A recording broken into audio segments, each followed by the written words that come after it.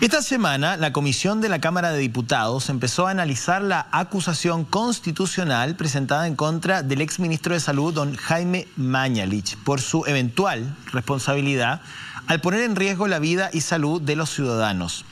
Faltas a la probidad y manipulación de datos en el marco de la pandemia del COVID-19 está dentro, digamos, de los aspectos que se están investigando. Bueno, el dicho dice claramente que el que nada hace, nada teme, y esa es la clave a la hora de poder enfrentar al gobierno cuando se resiste a entregar la información que existe en los correos electrónicos del Ministerio de Salud. Esta semana ya la situación se desbordó con revelaciones a través de un trabajo que hizo CIPER, donde funcionarios del Ministerio de Salud reconocían abiertamente que se ajustaron las cifras para hacerlas calzar con el sistema de conteo que llevaba el ministro con su jefa de gabinete. Luego se acusó directamente a esta funcionaria de tener intereses políticos por estar ligada al Frente Amplio. Bueno, más allá de estos entuertos de alguna u otra manera o de laberintos de discusión, lo importante, señor presidente, es que se aclare qué fue lo que pasó. Usted fue elegido en forma democrática, presidente Piñera, para representar al país, para proteger al país. Por lo tanto, se le puede exigir a usted y a su gobierno que se ayude a llegar a la verdad y se entregue lo que la justicia de Chile, el poder judicial, a través también de un organismo independiente como el Ministerio Público, están demandando. Entendemos que cada país, que su gobierno, pueden tomar medidas que ellos consideren oportunas a la hora de enfrentar una estrategia en el marco de una pandemia mundial. Pero la manipulación de cifras, el solo hecho de que existan rumores o declaraciones a la prensa de funcionarios del Ministerio de Salud que digan que frente a ellos se obligó o se sugirió manipular y hacer calzar cifras, algo ya no huele bien. Y es de esperar que por el bien de la fe pública todo esto se conozca de una vez y por todas. Temas de hoy día en Pauta Libre.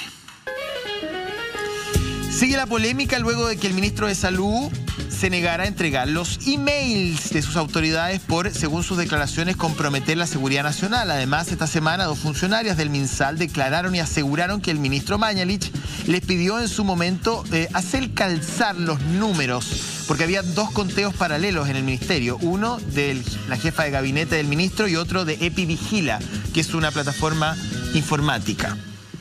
Bueno, esta semana también fue presentada la acusación constitucional en contra del actual ministro del Interior, Víctor Pérez, luego del episodio que se vivió en esta marcha la semana pasada en Santiago, donde un joven fue impulsado por un funcionario de Carabineros y cayó finalmente al lecho del río Mapocho. Hoy día el ministro habla en los diarios y se refiere tangencialmente al libelo. Y la ex candidata presidencial y rostro del Frente Amplio, Beatriz Sánchez, nos visita aquí en el estudio. Vamos a conversar sobre el plebiscito, sobre la falta de acuerdo en materia de primarias municipales y de gobernadores regionales y los desafíos de la izquierda chilena y sus errores también, porque han cometido bastantes también. Ya, los puedo saludar como corresponde. Buenos días, espero que tengan un gran fin de semana largo porque mañana es feriado, 12 de octubre, así que hoy día es como sábado. Esperemos que estén descansando junto a su familia, sea en Santiago o en el resto del país. Saludo también a quienes me acompañan, mis compañeras de siempre en Pauta Libre. Mónica González, buenos días. Hola, y gracias que nos ven, nos escogen y nos reciben en sus casas. Sí, pues discuten. A 2 semanas. Exacto, del plebiscito. Sí, agradecemos también. Vamos a estar revisando porque siempre la gente de Twitter nos premia con su preferencia dentro de los primeros trending topics. Es una audiencia que también queremos atender. Mirna Schindler. Muchas gracias también. ¿Qué tal? ¿Qué tal? Muy bien, muy bien. Y aterrizó tempranito, entiendo, en Chile, de vuelta, por un rato al menos, pero en su casa en cuarentena, Alejandra Matus. Hola, ¿qué tal? Estoy. ¿Cómo estuvo ese viaje? Recién llegaba. Sí, pues, aterrizaste tempranito, Estuvo Alejandra. bastante bueno y sí, debo reconocer que las medidas de prevención del COVID, tanto en el vuelo como en el aeropuerto, son bastante estrictas y me parece bien que así sea. Bienvenida, Alejandra. Bienvenida, gusto de tenerte y esperamos luego de tu cuarentena obligatoria tenerte aquí en el estudio, por cierto. Bueno, semana de... Sí, justo termina antes. Sí, pues justo termina antes del plebiscito, así que como contamos contigo aquí el 25 de octubre. Semana de mails, semanas de amenaza a la fiscal Chong, en fin, una semana complicada, Mónica González. Una semana complicada porque uno no entiende cuáles son las razones de seguridad por las cuales no entregar esos correos. Yo quiero referirme a dos cosas. La primera es Carlos Gajardo. Carlos Gajardo, que fue el fiscal que investigó el caso Fragatas con coimas internacionales enormes por compra de armamento en Chile y que terminó con condena. Y entonces él dice, a mí nadie de Fuerzas Armadas me adujo razones de seguridad nacional en algo que uno dice se podría entender para no entregar la información que correspondía. Por lo tanto, en estos casos no hay razones de seguridad nacional. Y por eso que uno dice, por favor, no agudicemos las situaciones de conflicto, de crítica, de cuestionamiento a las instituciones. Que se entreguen esos correos, porque lo interesante no es que se manipulen. Si finalmente, como sabemos, el New York Times lo dijo recién, en 32 países se han disminuido, se han hecho aparecer menos muertos, menos contagios, por distintas razones. El tema es saber por qué y para qué. Es decir, si en un momento dado se privilegió la reactivación económica, que es el caso del 29 de abril, cuando en mi libretita aparece el carnet COVID. O sea, ese día en que una de las personas que declara dice que se redujo notablemente y da las cifras, ¿no?, de en cuánto se redujo la cantidad de contagios y de muertos. Ese día el ministro Mañalich informó de que se iba a entregar un carnet COVID para las personas que estaban libres de contagio y podían volver a trabajar. Y por lo tanto, las podían recibir en sus empresas. Eso se llama privilegiar la reactivación por sobre la vida de los ciudadanos. Y resulta que ese carnet COVID, como demostró a muy corto plazo, no sirvió para nada. Pero ahí está en mi libretita el anuncio de ese mismo día. Y lo segundo que quisiera destacar es el informe epidemiológico de ayer. Nos hace reflexionar mucho hoy día cuando el ministro París dice que no hay ninguna relación entre pobreza, hacinamiento e infectados. Es decir, está claro ahí que las tres comunas más afectadas son La Pintana, Calama y Cerro Navia. O sea, es el informe epidemiológico del MinSal, es la autoridad oficial. Tenemos más de 18.000 fallecidos. Por favor, no es hora de jugar con la seguridad nacional. Mejoremos la gestión, aprendamos de los errores, asumamos lo mal que se hizo y guardemos y defendamos la vida de todos los ciudadanos. Sí, yo coincido contigo. Creo que el oficio de la Corte Suprema de parte de la Moneda es un desacierto, para decirlo en forma elegante. Durante esta semana conocimos ya las revelaciones de la funcionaria Albaili, se recordaron también las revelaciones de la funcionaria Acevedo a través de los reportajes de Nicolás en CIPER, y ahí parece más que claro. Nicolás Sepúlveda. Nicolás Sepúlveda.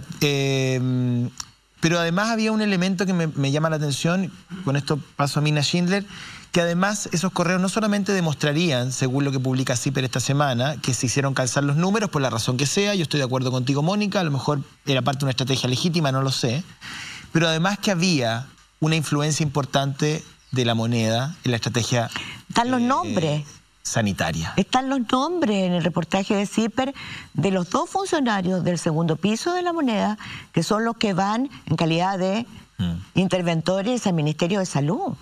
Exacto. O sea, no estamos hablando de simples rumores, no, estamos hablando de hechos concretos. Mirna Schindler. Bueno, mira, yo quisiera partir con una encuesta que es muy valorada en el mundo de las encuestas de opinión, que es tuinfluyes.com, porque tiene un amplio universo de más de 2.000 casos de muestral, quiero decir.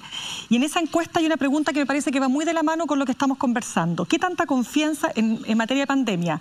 ¿Qué tanta confianza o desconfianza tiene usted en la información que ha entregado el gobierno hasta ahora? Ninguna confianza, 31%, poca confianza, 36%. Es decir, el 67% de la población encuestada considera que tiene poca o nada confianza. ¿Y por qué esto es importante? Porque las cifras, porque estas disparidades, ¿no es cierto?, entre este conteo paralelo que tenía el ministro y su gabinete respecto de lo que mostraba Epivigila, esta disparidad de cifras justamente es lo que hacen es horadar la confianza. Y cuando tú horadas la confianza en la ciudadanía en una pandemia, tienes efectos no deseados respecto a la conducta que los ciudadanos tienen que tener. Nosotros los periodistas, y lo hemos dicho, yo lo he dicho siempre, no estamos para definir si el ministro cometió un delito o no. Eso lo tendrá que ver la justicia, sin duda que sí. Pero el trabajo que han hecho periodistas notables, y aquí quiero por favor hacer un reconocimiento a Alejandra Matus, que ella está con nosotros de manera valiente, porque por Dios que hay que ser valiente, para cuando nadie hablaba de este tema en marzo decir aquí las cifras no calzan. Es decir, cuando tú como periodista lo que haces es poner en evidencia situaciones que no calzan, simplemente. Ni siquiera estás atribuyendo, insisto, el dolo de alguien que de forma mañosa, intencional. Digamos. Así que, dicho todo esto, yo prefiero darle la palabra a Alejandra, que acaba de llegar de Nueva York. Alejandra, y la verdad es que yo creo que ahí tú tienes mucho más que aportar. Además participó en la comisión, ¿no? Como invitada. En la comisión investigadora. Sí, Alejandra. Muchas gracias. Sí, quiero tomar el punto que decía Mónica de los 32 países donde se subregistran o se han subregistrado fallecidos, que es muchas veces errores. Era difícil que en un comienzo los diagnósticos fueran certeros porque muchos no tenían test PCR o no habían adecuado sus protocolos y no se contaban, por ejemplo, los fallecidos en casa, en fin. Y esa fue la información que yo entregué en marzo respecto de la diferencia de fallecidos en un año normal y las que habían ocurrido en marzo de este año. En ese minuto se dijo que el efecto marzo, que la diferencia entre muertes reales y muertes registradas, en fin. Pero ahora, con la información del DEIS, que está vigente y actualizada y pública, en el momento en que yo hice la información no era información pública, todavía se registra una diferencia de fallecidos en marzo de más de 700 personas, que es significativamente mayor que el promedio de los años anteriores, que la mitad de esos fallecidos son por causas respiratorias, lo que también es significativamente mayor que años anteriores, y que están concentradas, más del 90% de esos fallecidos en exceso, están concentrados en las personas de mayores de 60 años. Exacto. Lo que significa, lo que encuadra muy bien con el COVID, por lo tanto queda todavía mucho que investigar. Me gustaría preguntarte cómo parte esta investigación. ¿Cómo comienzas tú a cruzar la estadística que tuvo, digamos, las consecuencias de la salida de un ministro, que hoy día tiene una acusación constitucional en curso? Porque, digamos, no seamos modestos, y básicamente tus denuncias a través de hilos de Twitter, desde Nueva York, cruzando tu información que estaba disponible además en el registro civil, lograste comenzar a armar esta trama que finalmente tiene todas estas consecuencias que estamos discutiendo hoy día. Entonces, me gustaría saber cómo parte. ¿Cómo llega a ti, digamos, estas cifras de alguna u otra manera distorsionadas? Lo que pasó es que en marzo se generó la alerta de varios expertos de que era raro que en marzo en Chile el COVID avanzara de manera lineal, no de manera exponencial. O sea, todos los días el ministerio, cuando empezó a informar, informaba el mismo número de contagiados, y eso era raro. Y entonces a partir de ahí me contacté con fuentes del Instituto de Salud Pública, que era el único laboratorio en ese minuto que hacía los test, y pude darme cuenta que había un cuello de botella ahí, que en realidad el número de contagiados que se informaba no era el real, sino que la capacidad máxima que tenía ese instituto de sacar test, y que además estaban atrasados en una semana. Entonces, a partir de ahí, uno empieza a dudar. ¿Qué pasa entonces con los fallecidos? Si en las cifras de contagios hay problemas, ¿qué pasará con los fallecidos? Porque además, en marzo, el gobierno de Chile informó solo 8 fallecidos por COVID.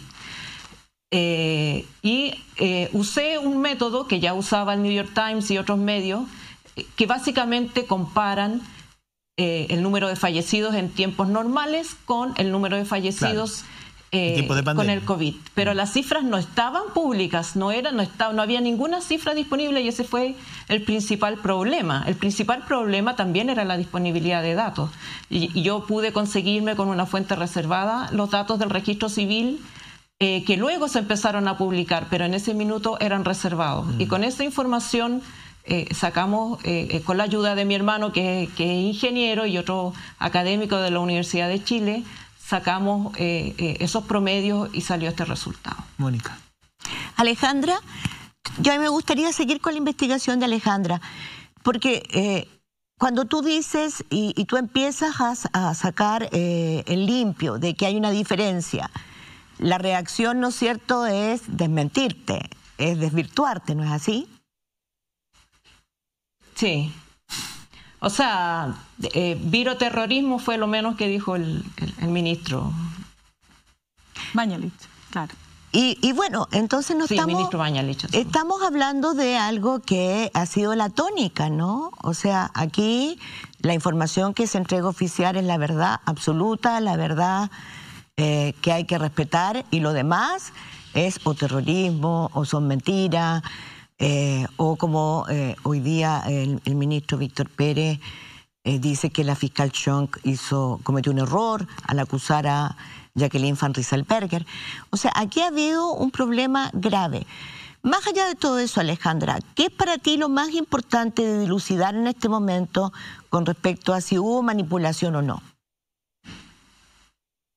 Bueno, como te decía en un momento, hay un subregistro que puede ser inintencional y que varios países, después de detectar este exceso de muerte, han corregido. En el caso chileno, el ministro sostuvo durante mucho tiempo que no había subreporte, que la posibilidad de subreporte era casi nula, y con esa información que él manejaba bastante más leve, se tomaron medidas leves para controlar la pandemia. Y que luego escaló en muchos más muertes y contagiados. A mí me parece lo central, y que ahora es lo que está investigando la justicia y también la comisión parlamentaria, es si el ministro sabía que esto era más grave, si tenía los datos. Y según la información que publica el propio DEIS, el ministro sabía porque en marzo, según su propia contabilidad, había 41 fallecidos por COVID, no 8. El primer fallecido de COVID no fue el día que mencionó el ministro, sino 3 días antes.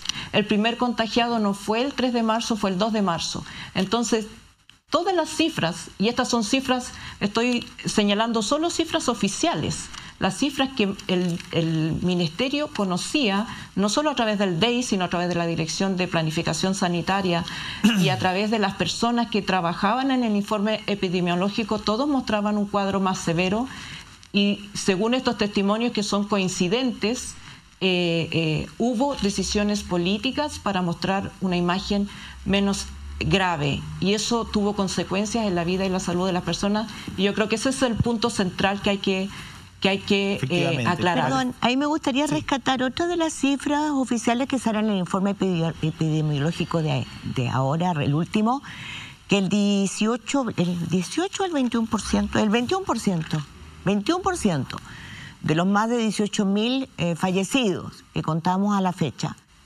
no falleció en un hospital. No, casi. Y lo estoy planteando porque ese es un dato muy relevante. En la mayoría de los 32 países a los que se refiere el New York Times, los datos de manipulación se hicieron a partir de ese tema. O sea, la cantidad de gente que falleció en su casa y que era más difícil, sin PCR, era más fácil, claro, en fin. Era más fácil ocultar y que esa recordemos que en Chile no se contabilizaban, porque en Chile solamente se contabilizaban durante el periodo de Mañalich los fallecidos en hospital con PCR. Test PCR positivo. Si habían fallecido con COVID y el test PCR llegaba después de que habían fallecido, en hospitales no se contaban. No ingresaban, pero las sí personas si había un registro, a nivel Perdón, y además es que hay un tema muy complejo ahí, porque además no nos olvidemos no se contabilizaban. Que durante un momento... claro, lo contabilizaba el registro civil.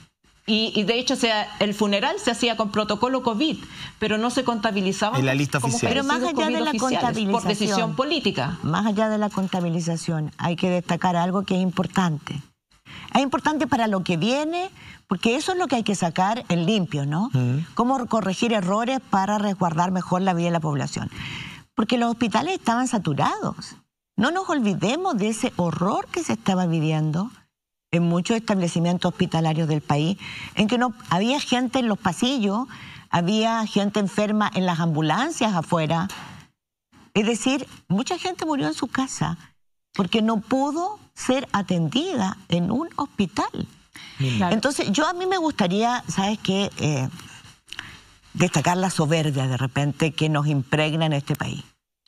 Sí. Una soberbia que nos hace ser como tan... somos los que tenemos más PCRs casi en el mundo, en la región, en el barrio. Nadie tiene más PCR con nosotros. Convengamos que los más de 18.000 muertos y la cantidad de contagios que en este momento está en 480.000. Fíjate que hablan de una mala gestión. Sí. Yo fíjate que recordaba a propósito de varios hechos que han ocurrido esta semana que no solo tienen relación con las cifras, ¿no? Este libro de Cómo mueren las democracias que se hizo tan famoso hace 2 años cuando Trump asume, ¿no? La presidencia en Estados Unidos. Y se habla de este debilitamiento paulatino de las democracias que no tiene que ver con los golpes de Estado clásicos ni con los movimientos autoritarios, en fin. Y uno de esos debilitamientos tiene que ver con instituciones tan esenciales como la prensa.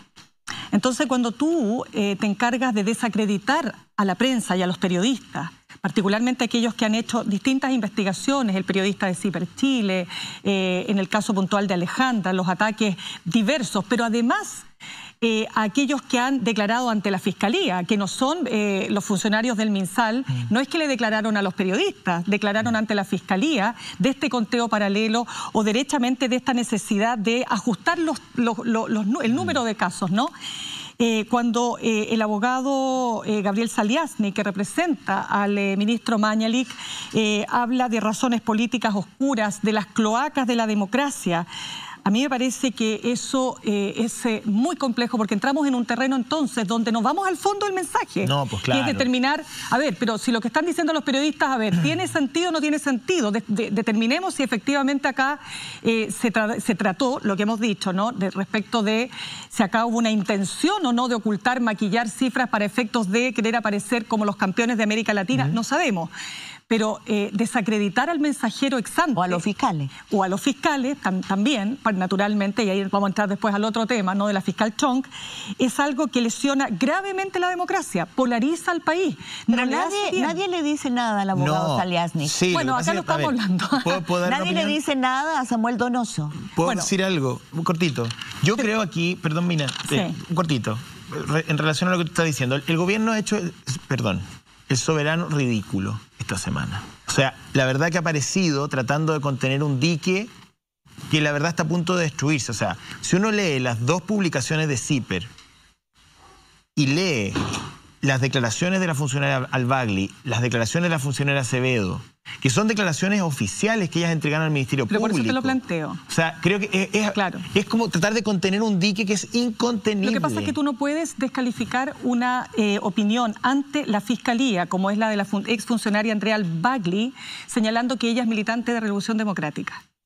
No puede. Eso no es una razón. Porque no es una razón. Entonces, claro, tú lo que tratas ahí de instalar una duda respecto de que su militancia... Es lo mismo que pasa con la fiscal Chong y lo que se ha producido a partir de su investigación por el caso Pío Nono. No, es que ella es sesgada, no, es que ella no tiene objetividad. No, pero ella no es militante de ningún partido, claro, que yo sepa. Pero por eso te digo, entonces, ¿tú qué haces con eso? Tú vas lesionando las instituciones democráticas. Cuando tú tienes un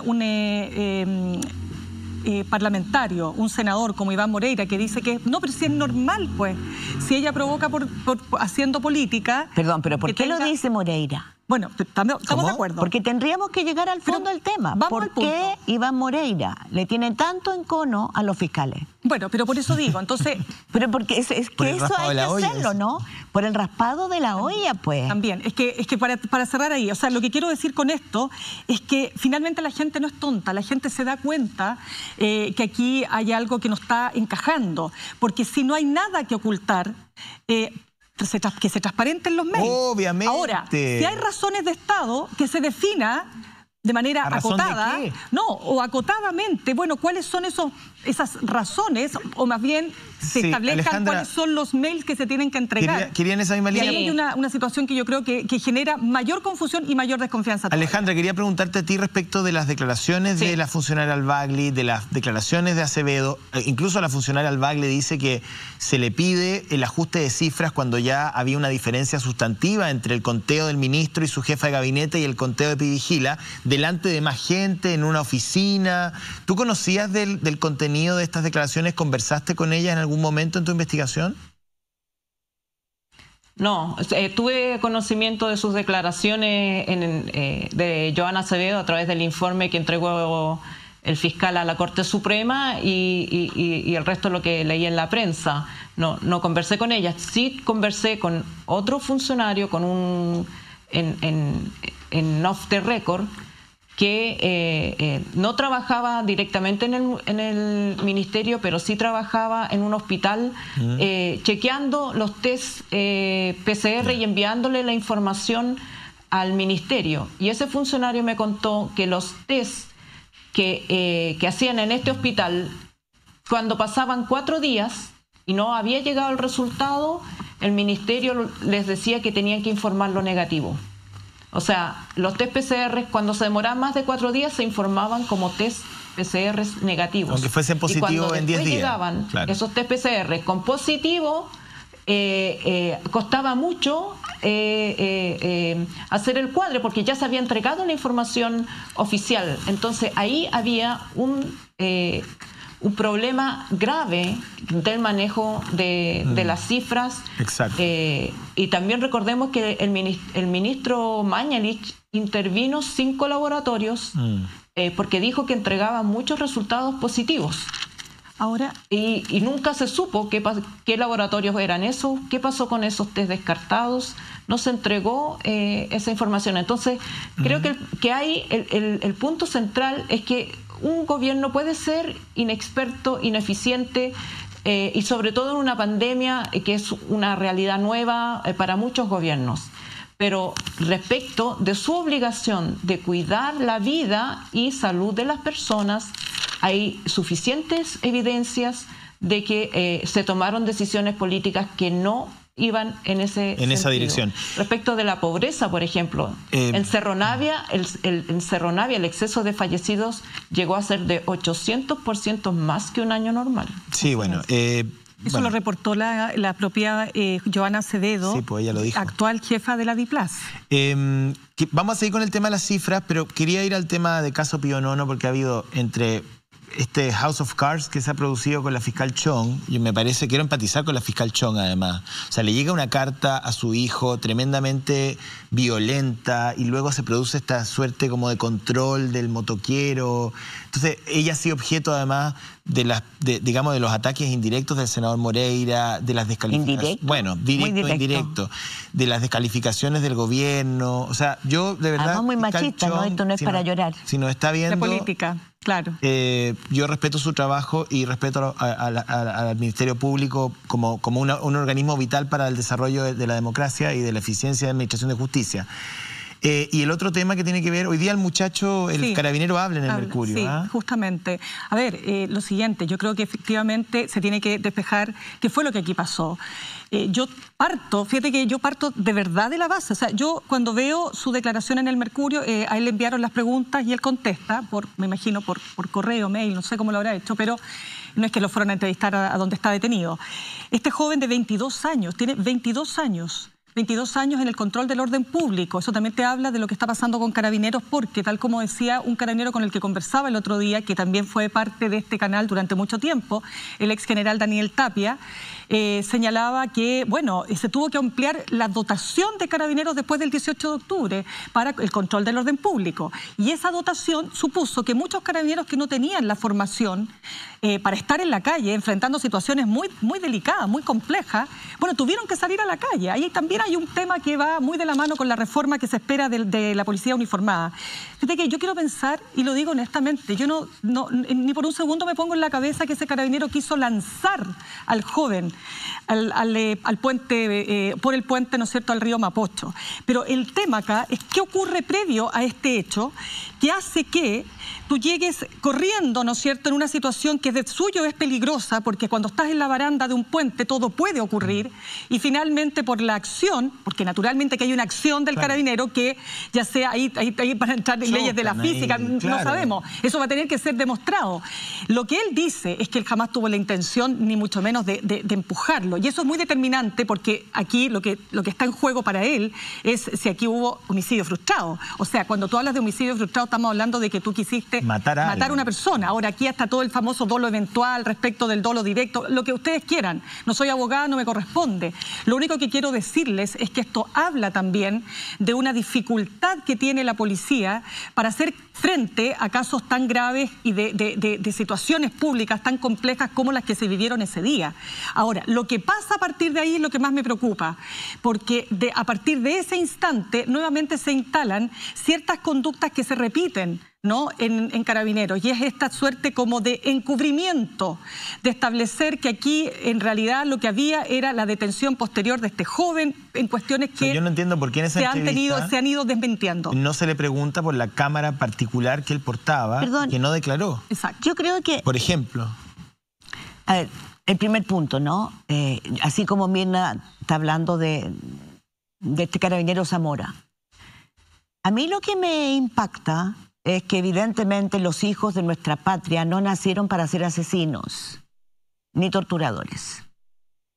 Hay una máquina de guerra y eso lo vimos en dictadura, y yo lo investigaba hasta la saciedad, investigando y recibiendo el testimonio de torturadores, que es lo que corresponde, ¿no?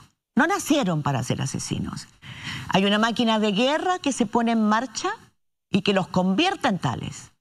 Y a mí lo que me preocupa cuando veo las declaraciones hoy día del carabinero Zamora es que esa máquina de guerra está en marcha y hay que pararla. O sea, tenemos que ser capaces de parar la máquina de guerra. Esa máquina de guerra no funciona sola. Y en este caso concreto, a mí me gustaría remitirme a los hechos. Y hay dos escenarios. Uno, el de los hechos propiamente tal, en los cuales, ¿no es cierto?, va a haber que dilucidar cómo este joven de 22 años sale en esta embestida, porque se ordena una embestida. Claro. El jefe del escuadrón 16, el teniente Murillo, ordena la embestida y sale en esta arremetida y cae en esta colisión en que termina el joven cayendo 7 metros, casi 7 metros y medio, desde la baranda del puente Bionono hacia el lecho del río.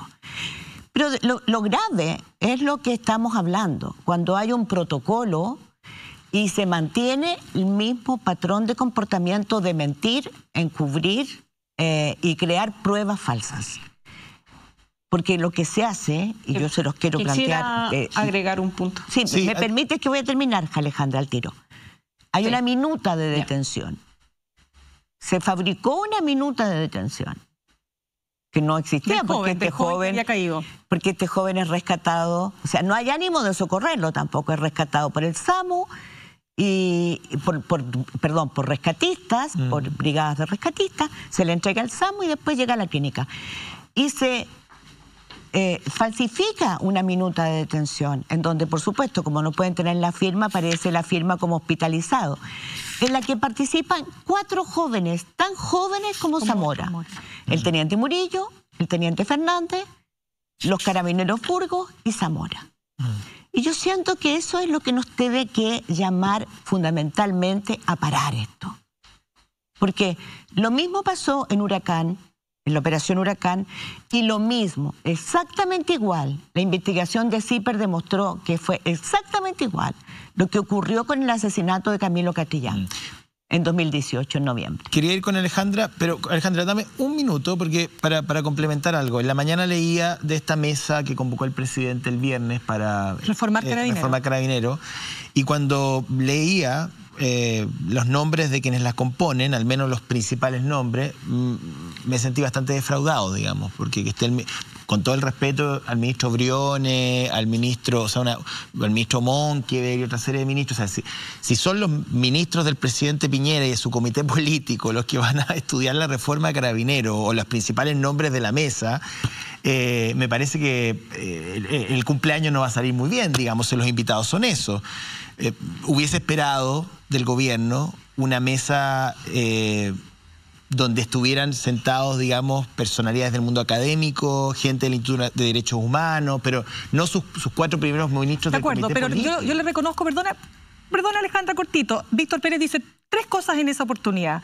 Dice que toda reforma a Carabineros pasa por eficacia policial, respeto a los derechos humanos, legitimidad social. O sea, Carabineros tiene que recuperar la legitimidad. Me parece que esa es una declaración que yo por lo menos recojo como muy positiva. Exacto. Alejandra, ahora sí. Tu tiempo. Sí, quería volver al tema del dolo. Hay 2 momentos, por supuesto, un momento en que el carabinero viene corriendo y con toda la fuerza empuja al joven y por efecto de ese empujón el joven cae. Si no tenía intención dolosa, ¿por qué no bajó corriendo al lecho del río a rescatarlo? Que es lo que uno haría cuando cometió una acción inintencionada. El carabinero se retiró y no socorrió al joven, y entonces fueron rescatistas que son rescatistas entre los propios manifestantes, no era un funcionario público, que si no hubiera sacado a ese joven se hubiera ahogado en el río porque cayó boca abajo.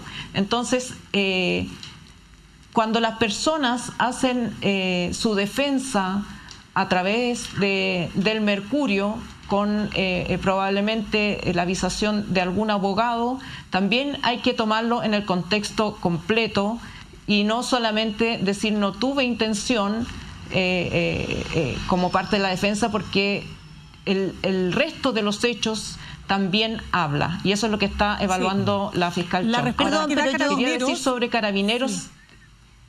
Perdona, Alejandra. Sí, lo que quería decir de Carabineros es que Carabineros, Carabineros se entiende a sí mismo como una fuerza de choque, como una fuerza militar que va a combatir con los manifestantes. Sí, es una fuerza militar. No va a respetar el derecho de los manifestantes a protestar y enfocarse en aquellos aspectos que pudieran ser comisión de delito y controlar ese tipo de actos. Es que Carabineros da una explicación. Entonces, obviamente que se van a producir. Claro, no. Alejandra, solamente cortito, es que da una explicación. Carabineros dice que la situación estaba tan desbordada que si ellos hubiesen bajado al río, esto podría haber terminado en algo peor, digamos, ¿no? Bueno, se lo vamos a preguntar pero todo lo que estamos hablando tiene que ver con una sola cosa. Falta de legitimidad, los protocolos están desbordados, pero yo quiero insistir en mi punto. No es posible que los jóvenes de este país sean conducidos a asesinar a otros jóvenes. O sea, eso es imposible. Eso está hablando de un país en que la policía no tiene control hace mucho rato. Porque una cosa es el control del orden público y otra cosa es asesinar y torturar, como fueron esta semana formalizados 3 carabineros por torturar de manera horrorosa a menores de edad en una subcomisaría en Peñalolén. Vamos con nuestro primer entrevistado, Víctor Valdivia. Él tiene 32 años, es enfermero, miembro del Cuerpo de Bomberos de La Granja, pertenece a ONG, especialista en emergencias y en desastres. Y fue una de las primeras personas que llega a asistir a este joven de 16 años una vez que ya estaba en el lecho del río, luego de que se concreta la caída desde el puente Pío Nono. Víctor, muchísimas gracias. Agradecemos también tu contacto a través del, entiendo, el matinal de Los que Sobran, que nos ayudó a llegar a ti. Así que también un agradecimiento a ellos. El panel te va a entrevistar. Yo solamente una pregunta introductoria respecto a que me recrees, si es posible, para que nos están viendo, cómo te diste cuenta de lo que estaba ocurriendo, junto con quién bajaste, cómo se dieron los hechos ese día viernes. Ok, muy buenos días. Hola. Muchas gracias por la invitación. ¿Me escuchan bien? Sí, perfecto. Sí.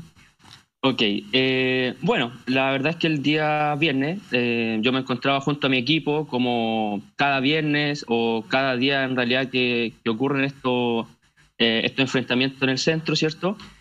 Y estábamos muy cerca del puente observando el conflicto que se estaba desarrollando sobre el puente, ¿cierto? Mucho humo, muchos gases, represión de parte de policía, mucha gente corriendo. Y en un momento pudimos evidenciar que una persona cayó desde el puente al lecho del río. De inmediato nos acercamos a observar si es que esta persona se ponía de pie, pero lamentablemente estaba inconsciente, inmerso en el río, por lo que bajamos de inmediato. Ahí con lo que pudimos, nos pudimos afirmar de la orilla del río, bajar, y bueno, como se ve en la imagen, pudimos bajar con parte de mi equipo, con José, con Feña. Había otra brigada que estaba frente también justo a la esquina en Pionono, donde bajó un médico, otro rescatista, y pudimos dar los primeros auxilios en realidad, ¿cierto?, a Anthony, y así comenzó todo. Nunca hubo una conversación, voy a ir a Alejandra Matus, pero para complementar lo que está diciendo. Víctor, ¿nunca pidieron ayuda a Carabineros o personal de Carabineros intentó bajar al lecho? ¿Hubo contacto con el escuadrón que estaba sobre el puente? La verdad es que nosotros nunca tuvimos contacto con ellos. Nosotros estamos en una orilla del río. Ya. Y la verdad es que nosotros bajamos de inmediato. Nunca bajó personal policial a prestar ayuda, nunca más tuvimos contacto con ellos. En realidad nosotros estuvimos muy solos abajo. Y de hecho la represión seguía fuera mientras nosotros estábamos prestando los primeros auxilios. Gases lacrimógenos se mantenían en el sector, lo que nos dificultaba bastante al momento de prestar esta atención. Exacto. Alejandra Matus te va a hablar. Sí, según información que leí de tu testimonio, tú contabas que él estaba con color morado, ¿no?, en sus labios. ¿Cómo le despejaste la vía aérea y qué hubiera pasado, digamos, si ustedes no lo hubieran rescatado? Sí, bueno, cuando nosotros llegamos, yo fui en realidad como el segundo en llegar. Un joven de polerón negro lo pudo levantar su cabeza para sacarlo del agua, que está sumergido. Lo llevamos a una zona segura. Al descubrir su cara, estaba, claro, muy, muy pálido, sus labios morados. O sea, era evidente que había estado sumergido y que estaba con una asfixia. Por lo que en realidad la prioridad, y aparte que estaba inconsciente, entonces en realidad fue tratar de permeabilizar su vía aérea, elevando el mentón, para que la lengua no me obstruyera la vía aérea, y en realidad empecé a descubrir el tórax también, porque necesitábamos ver si es que estaba respirando, o si es que no hubiera estado respirando tal vez hubiéramos hecho RCP, pero afortunadamente al realizar esta maniobra de poder permeabilizar la vía aérea, él comenzó a respirar, lo que de cierta forma nos dejó tranquilo al equipo, claro, de que estaba vivo. Entonces ya ahí empezamos a trabajar en otras cosas, con el control de hemorragia, por ejemplo, y después fijando lo que eran las fracturas que mantenían en el antebrazo. Eso fue como la primera evaluación. En tu experiencia, si Carabineros se hubiera acercado a socorrer, ¿ustedes se lo hubieran impedido? A ver, en mi caso, cualquier profesional en realidad que esté seguro y que tenga los conocimientos para poder prestar primer auxilio, y si puede ser un aporte, bienvenido. Pero si en realidad hubieran sido una persona que hubiera llegado solo a mirar, obviamente que no se lo hubiera permitido. Sí, nos ha pasado en otros enfrentamientos donde nos han llegado a quitar pacientes, muchas veces, y se lo han llevado detenidos. Obviamente pacientes que no han estado en riesgo vital, porque sí nos ha tocado atender a pacientes en riesgo vital, nos ha tocado muchas veces reanimar en Plaza de la Dignidad, los casos emblemáticos que ustedes ya conocen, como brigada, y en realidad muchas de las brigadas que permanecen en el sector, nos ha tocado vivir esto. En este caso concreto, perdón, buenos días. Mónica González te habla. En este caso concreto, ¿hubo en algún momento algún carabinero, oficial de Carabineros, alguien enviado por Carabineros que se acercara a ustedes y que tratara de socorrer al joven A? No, la verdad es que no, nunca hubo presencia policial, nunca enviaron a nadie. La gente que estuvo en el sector fueron civiles que se lanzaron de inmediato, afortunadamente no se lesionaron en el salto, y parte de las brigadas que se encuentran en el sector, que en este caso fueron 2 brigadas principalmente las que pudimos trabajar en el lugar, pero siempre personal civil. Nunca estuvo... Víctor, perdón, ¿tampoco se te transfirió a ti o al grupo de rescatistas información de que este joven estaba en calidad de detenido? Porque eso es lo que Carabineros dice, que él estaba en calidad de detenido. Bueno, si no se acercó un carabinero sería... Sí. Perdón, ¿y usted se lo entregó al SAMU? Sí, nosotros una vez que lo estabilizamos ya... Exacto, mi grupo, una vez que ya lo fijamos y movilizamos, lo pudimos poner en una tabla, manta térmica, se lo entregamos a personal SAMU abajo y junto a bomberos pudimos hacer el rescate desde el lecho del río hacia la ambulancia. ¿Sí? Claro, sí, Víctor, me gustaría preguntarte lo siguiente, porque siempre en estos temas hay opiniones que señalan que es importante ver qué estaba pasando previamente, ¿no? Cuando las manifestaciones adquieren ciertos ribetes, es interesante entender cómo llegan, y te lo quiero relacionar con lo que pasó el viernes pasado, ¿no? En Plaza Italia, o sea, cómo llegamos a un punto en que de repente tienes una situación desbordada, donde los jóvenes empiezan a romper los semáforos, donde se queman 2 buses, o sea, ¿qué quiero decir con esto? ¿Cuál es la situación que te ha tocado ver a ti para entender de qué forma de pronto las cosas pueden salir del curso en que aparentemente, ¿no es cierto?, comienzan a estar? O sea, parte de una forma la manifestación y termina en situaciones no deseadas. Entonces, volviendo a ese día, ¿qué es lo que estaba pasando ahí? ¿Cómo partió esta manifestación? ¿Tú estuviste desde los comienzos de aquella manifestación cerca del puente Pío IX? Sí, la verdad es que nosotros llegamos en realidad como... La verdad es que somos un grupo bastante profesional. Llegamos siempre minutos antes para organizarnos, formar los equipos, dividirnos en lugares los cuales podamos prestar cobertura, ¿cierto? Por las diferentes brigadas. Y claro, en realidad, al igual que todos los días que existen estas en realidad manifestaciones o como lo quieran llamar, al igual que todos los días, gente en la esquina, ¿cierto?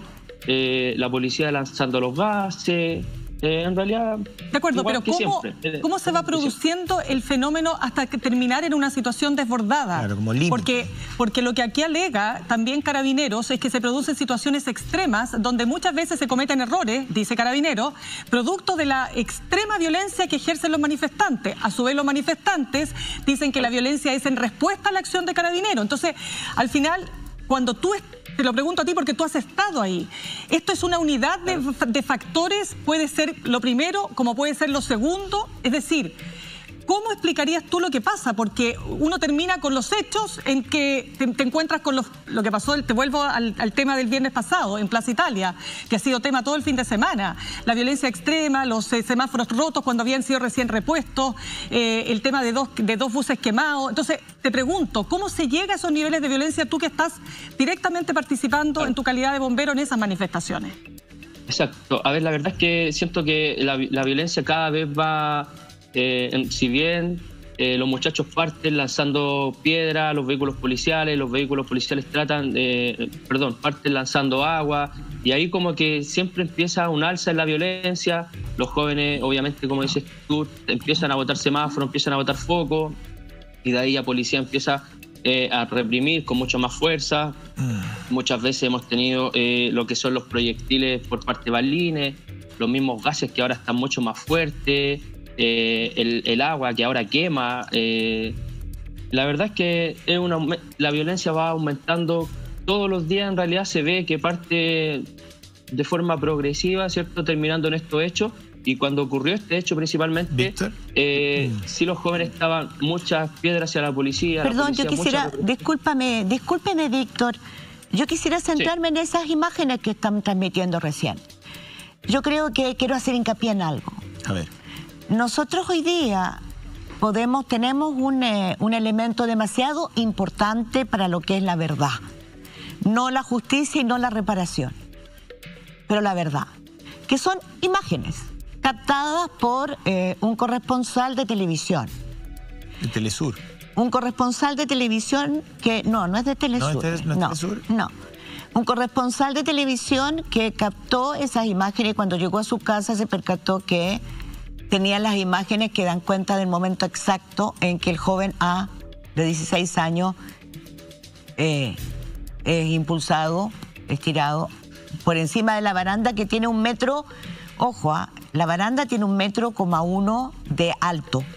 Y de ahí vienen 6 metros. Entonces no es fácil ir corriendo, es imposible que tú vayas corriendo y saltes y te caigas. Por supuesto, aquí hay una acción. Entonces, yo creo que una de las cosas más interesantes que ha ocurrido desde octubre del año pasado, y por eso me gustaría centrar la atención en el valor que tiene los reporteros gráficos, las personas que hacen documentales, los videístas, han sido claves en la entrega de documentación, imágenes que permiten al Ministerio Público, o sea, hoy día es bastante más difícil que el Ministerio Público pueda no encontrar y no dilucidar una acción criminal como esta.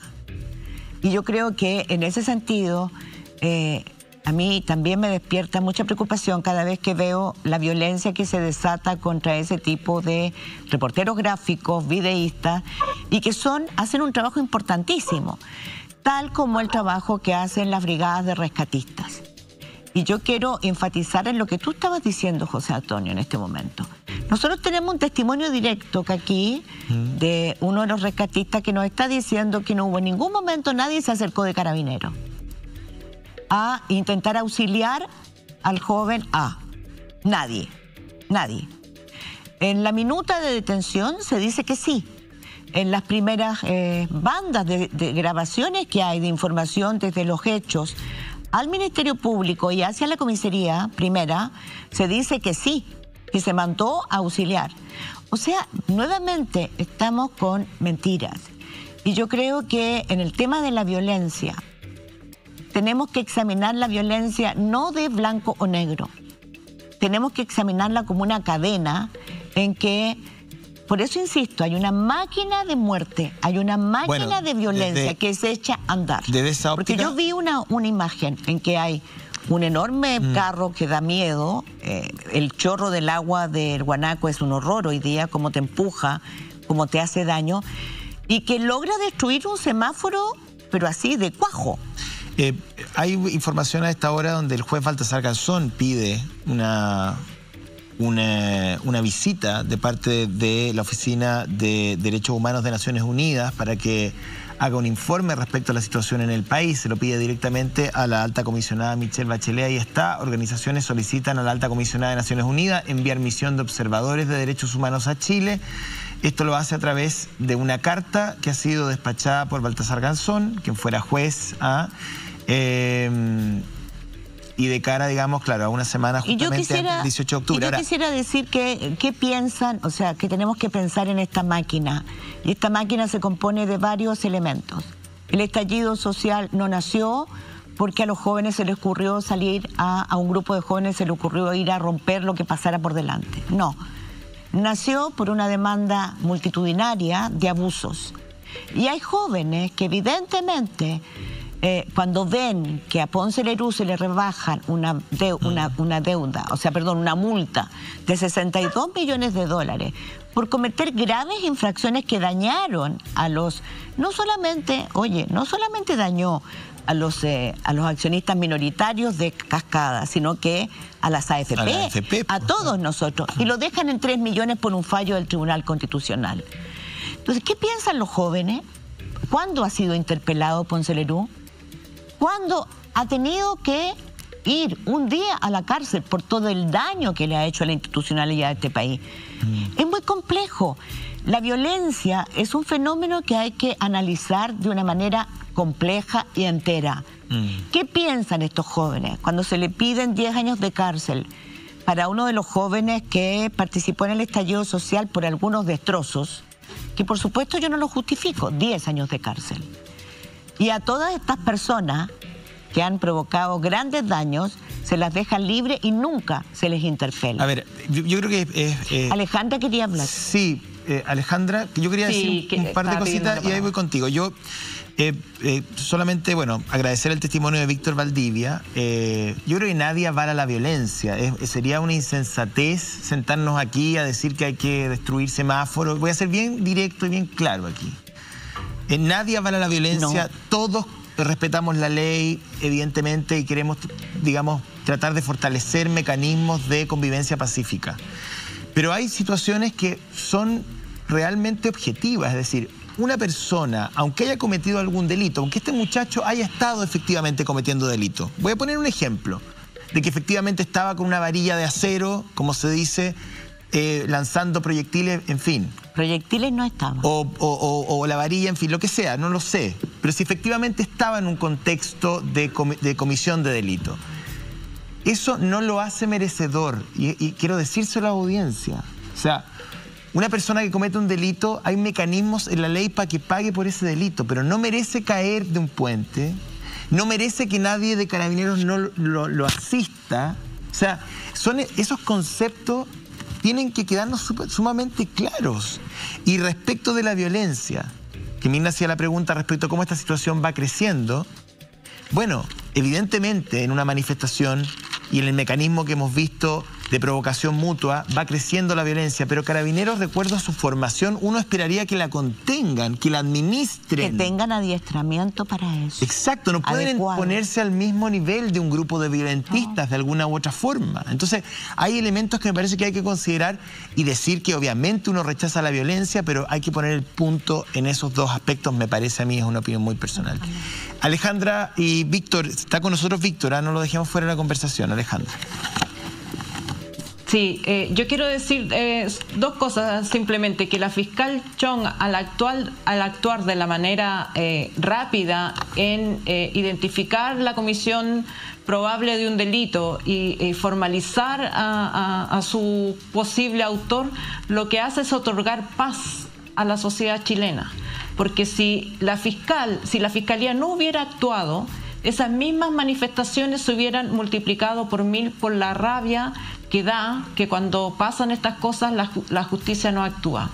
Y por otro lado, también quiero recordar que hay 497 jóvenes presos, muchas veces sin formalización, como presuntos autores de distintos delitos cometidos en el contexto de las manifestaciones, ya sea desórdenes, maltrato de obra carabinero, etcétera, pero van a cumplir 1 año presos.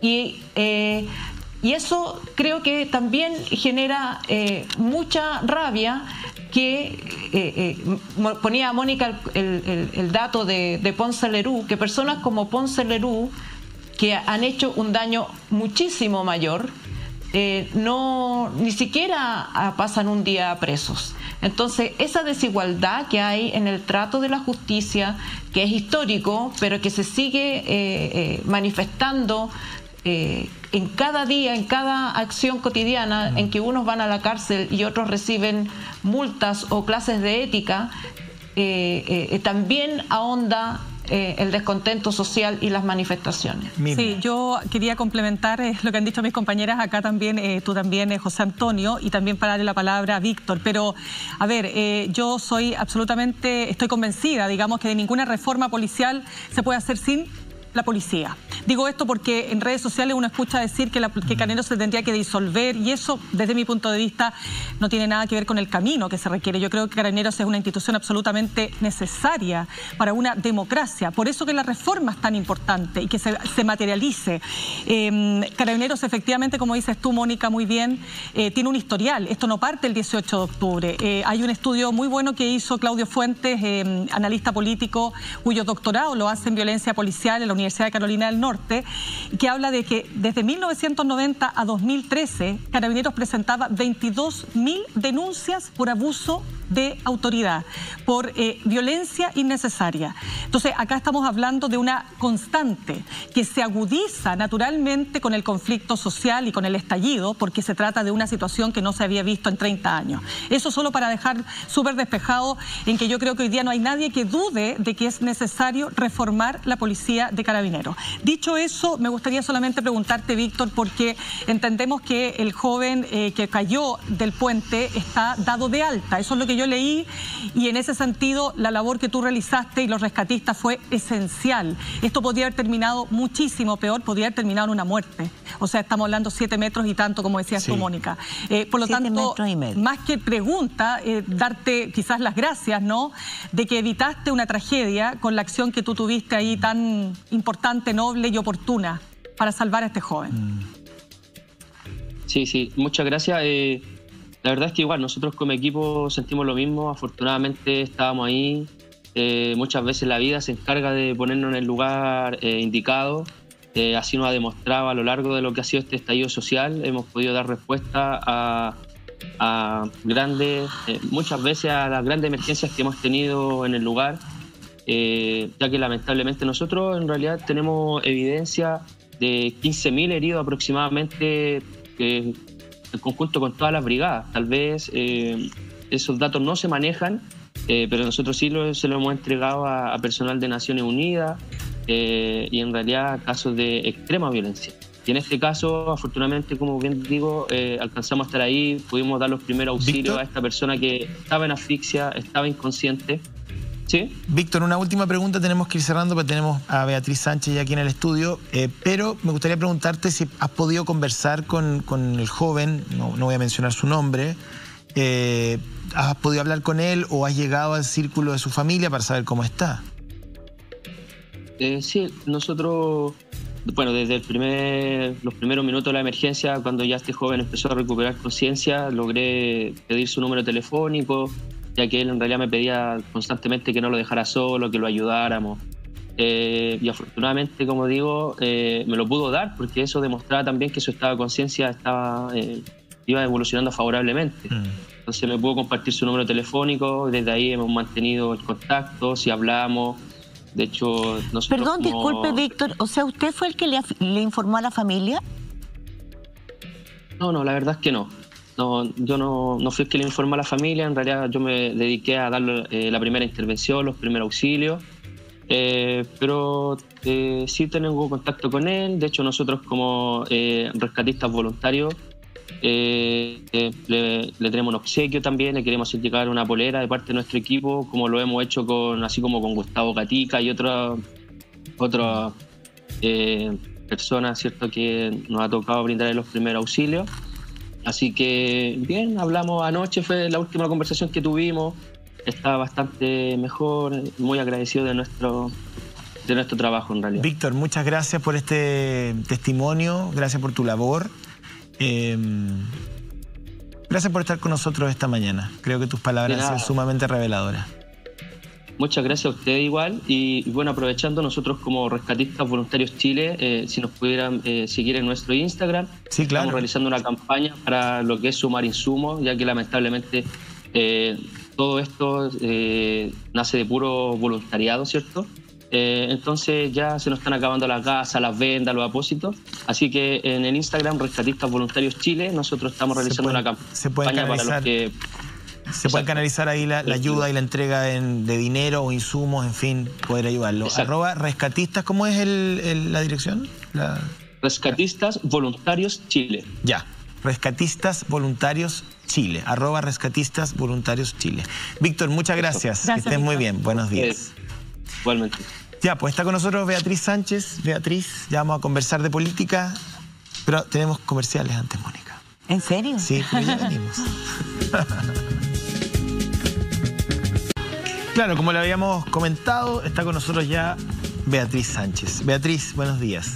¿Cómo están? Buenos días. Muy bien. Hola. Muy buenos días. Solamente una pregunta introductoria respecto a lo que estábamos conversando, la profunda reforma o refundación a Carabineros en una semana que ha sido clave y donde el presidente ha llamado a un grupo de ministros y otros a conformar y diseñar algo que debería haber estado listo hace mucho tiempo, pero en fin. ¿Cuál es tu mirada respecto a las necesidades que tiene la institución y cómo se puede delinear una modificación estructural que sea sostenible en el tiempo y funcional también a los desafíos del orden público? Es como la tremenda pregunta, ¿no? Mira, yo voy a empezar con algo para la primera pregunta. Convengamos que no hubo cronograma, ¿no?, de esa reunión. No. No, fue una primera, pero ha habido varias, porque no es la primera. Tercera. Sí, no Tercera tenía exacto reunión. el número, pero ha habido pero sin cronograma. varios intentos. creo que la idea de una reforma, nosotros desde el Frente Amplio hablamos de una refundación de Carabineros, está latente desde hace harto tiempo.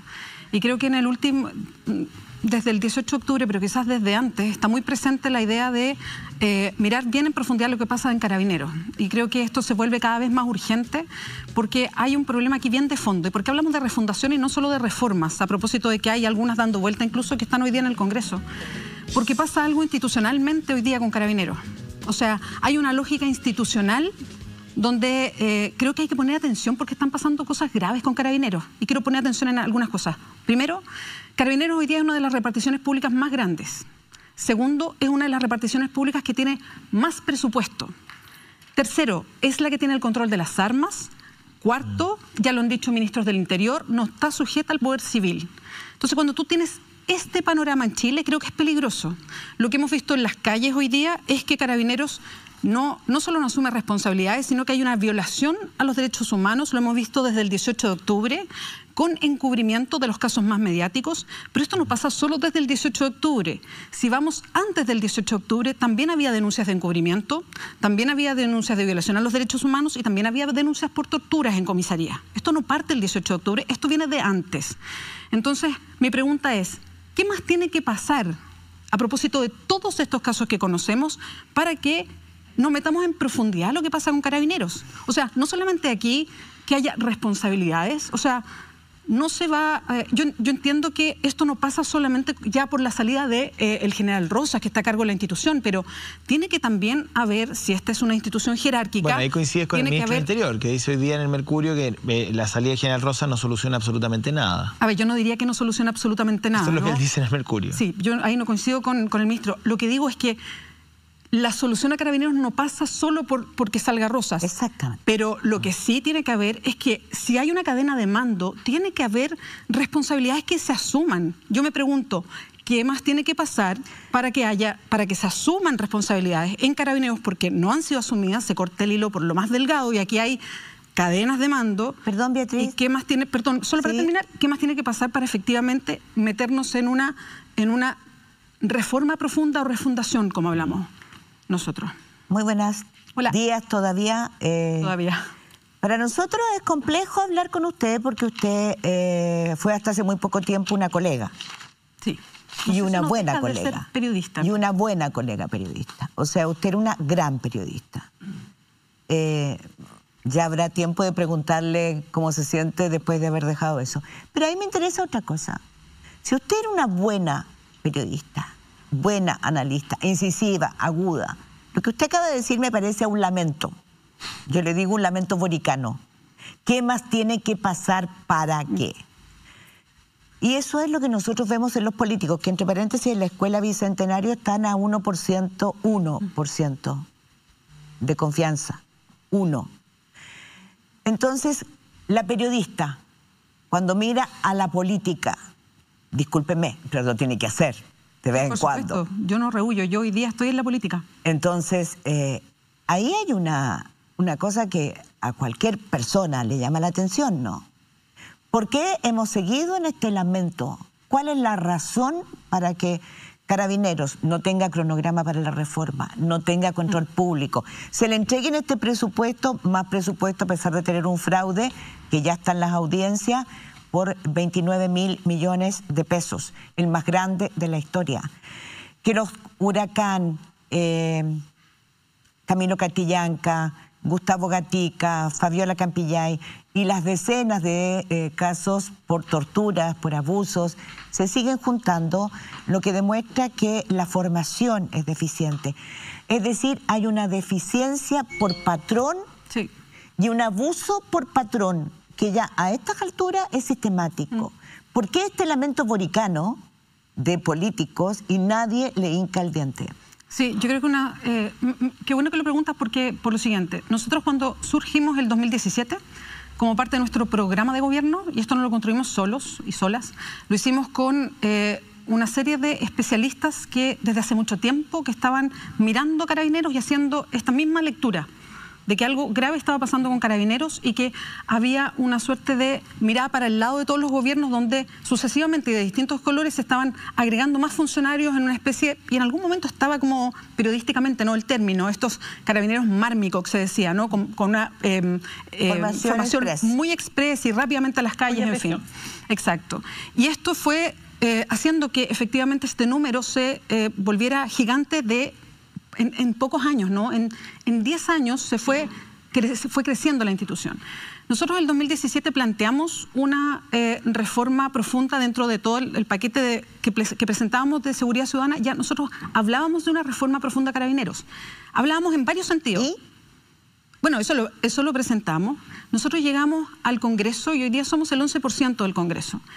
Y nosotros en enero volvimos a presentar esta propuesta de reforma. La volvimos a presentar públicamente. Volvimos a insistir en ella. Una de las cosas interesantes de cambiar la Constitución, y yo quiero meterme en eso porque creo que tú tocas un punto súper importante, Mónica, de cambiar la Constitución, es la diferencia que hay de poderes para poder cambiar las cosas en Chile. Tú puedes llegar a parte de ese poder en el Congreso, por ejemplo. Yo le pregunto por otra cosa primero, yo la quiero entender, pero usted me va a disculpar. Sí, claro. Pero si yo presento un proyecto, lo tengo desde antes, sé la importancia, ¿por qué no denuncio a quienes se oponen a eso? ¿Cuál es el poder oculto que se opone a que Carabineros haya control, se haga la reforma? A eso me refiero. Porque si estamos si nuestra prioridad, estamos conscientes de la urgencia, ¿por qué ustedes, Frente Amplio, llegan al Congreso, son el 11%? Pero ¿por qué no nos hemos escuchado que ustedes denuncien, digan, esto es lo que queremos hacer, se requiere con urgencia, y ellos se oponen? Sí, bueno, a lo mejor nos ha faltado gritar más fuerte, pero creo que se han denunciado las leyes cortas que se hacían desde antes y después que somos Frente Amplio y que siempre hemos votado en contra. Las leyes cortas, por ejemplo, antidelincuencia, eso fue un poquito antes que nosotros llegáramos, y en ese momento eran 3 en el Congreso, no era Frente Amplio todavía. A mí me tocó hacer muchas entrevistas como periodista en ese momento. Y se votaron siempre en contra, ¿no? Y así sucesivamente muchas otras leyes cortas tratando de enfrentar ciertos fenómenos sin poner el foco donde corresponde. Y ahí sigo sumando la ley para las... ahora se me fue el nombre preciso, pero la ley que buscaba criminalizar lo que pasaba al interior de las aulas, ¿se acuerdan? Cuando estaban los aulas segura, por ejemplo. Aula segura. Y cómo se instalaba la conversación respecto a quiénes eran los violentos y quiénes estaban con los violentos y quiénes no estaban con los violentos. Entonces, Mónica, esto no ha sido gratuito. El tratar de instalar la conversación respecto a cómo avanzar en una agenda de seguridad real respecto a poner la atención en lo que pasa con Carabineros es lo que nos tiene a nosotros con el rótulo, y ahí sí tú vas a coincidir conmigo de que somos los que avalamos la violencia. Así es. Somos los que siempre estamos avalando la violencia porque debilitamos a Carabineros. Ese rótulo no ha sido gratuito. Ese rótulo lo tiene el Frente Amplio porque justamente somos los que siempre hemos estado diciendo, ojo con Carabineros, hay que reformar. Perdón, ¿qué pasa con Mario Rosas? Pero yo hubiera esperado datos. Hay un dato que está circulando hace mucho rato, está circulando en el sentido como dato duro. No estoy hablando de rumor. Estoy hablando de un hecho concreto. Que en las manifestaciones sociales, por ejemplo, el 1 de mayo, las grandes manifestaciones sociales que tienen todos los países, ¿quién provocaba la violencia? Eran grupos de encapuchados que eran soldados de narco, que venían a hacer entrenamiento gratis y desvirtuaban esa movilización. Hoy día sabemos que muchos de los supermercados, de los ataques a los cuarteles con armas automáticas, son hechas por narcos.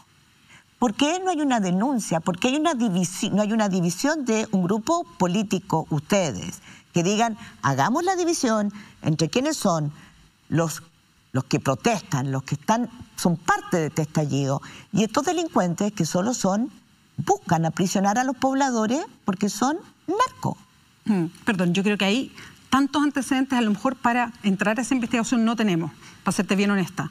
Pero lo que sí hemos hecho, como para responder a lo que sí hemos hecho, y por algo te digo, ¿por qué tenemos ese rótulo, no?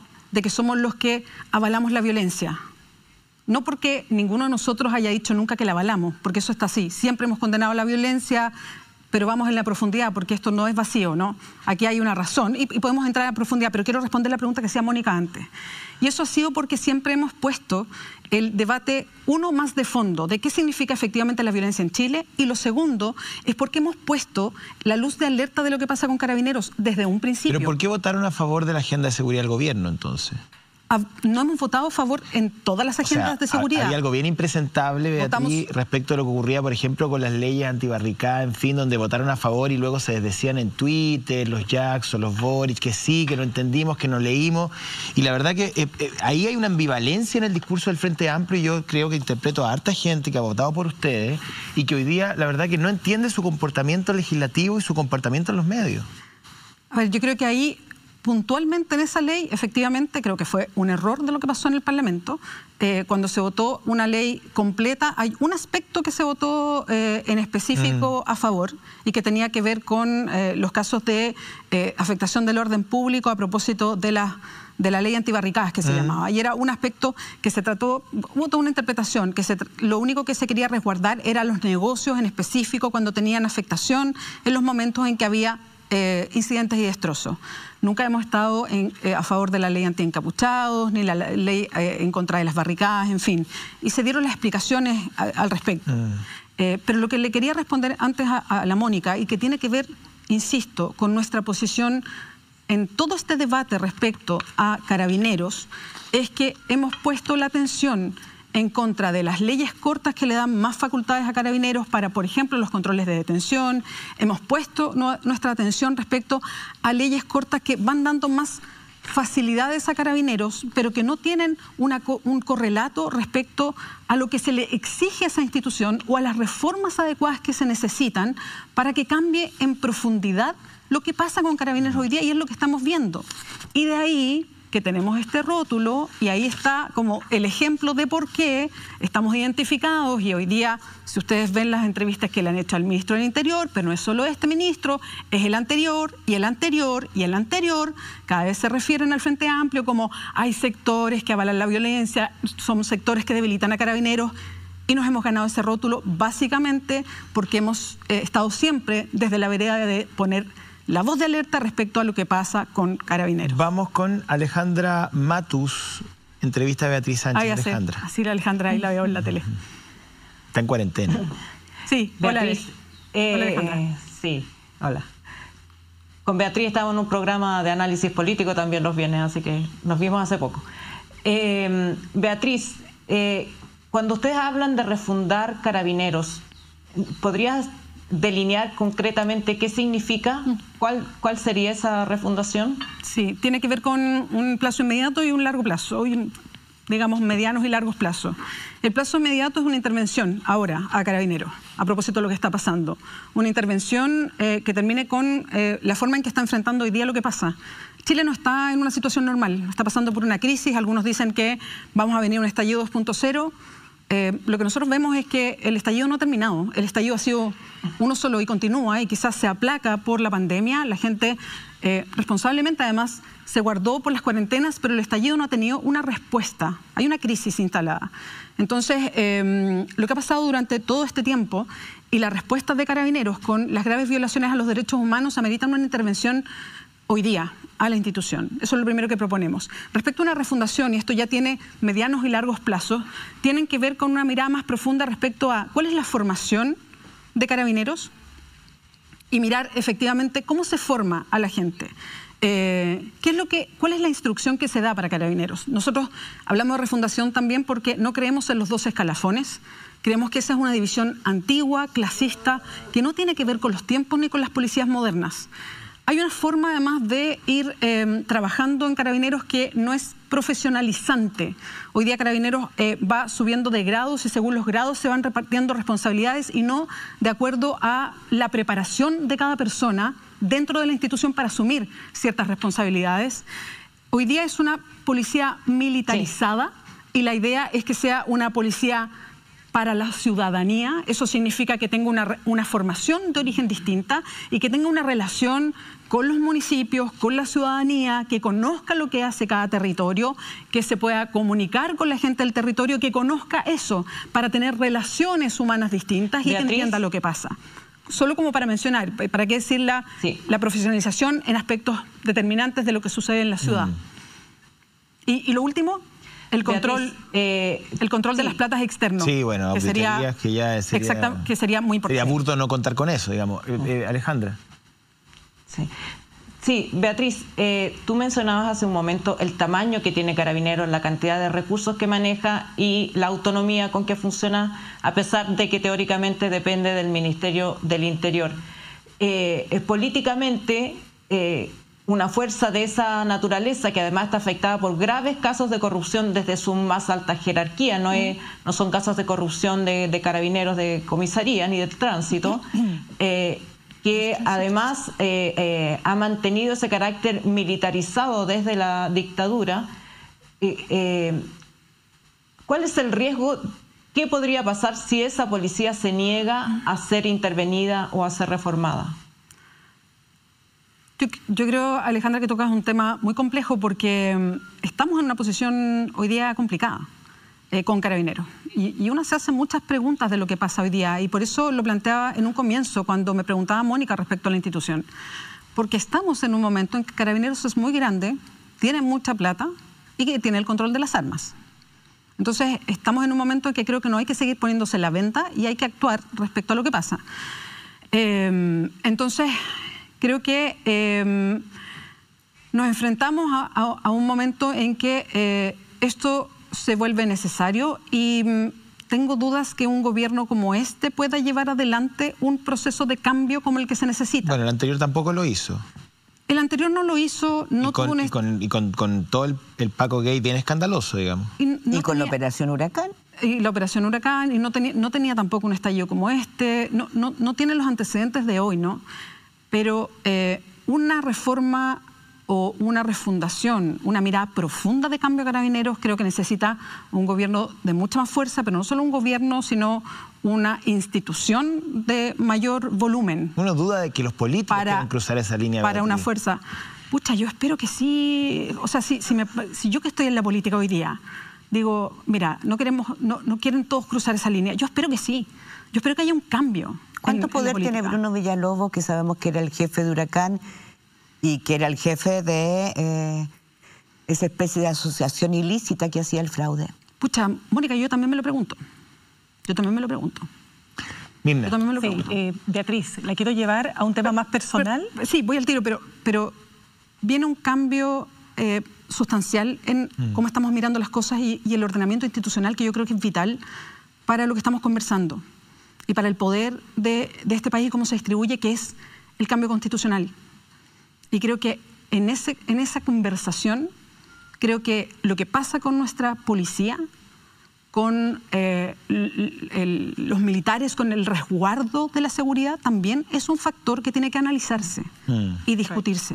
Sí, perdón, Beatriz, yo la quiero llevar a un tema más personal de su relación con la política, pero permítame y le pido que la respuesta sea súper cortita para entrar rápidamente en eso. No, ya, no sé, es que a propósito...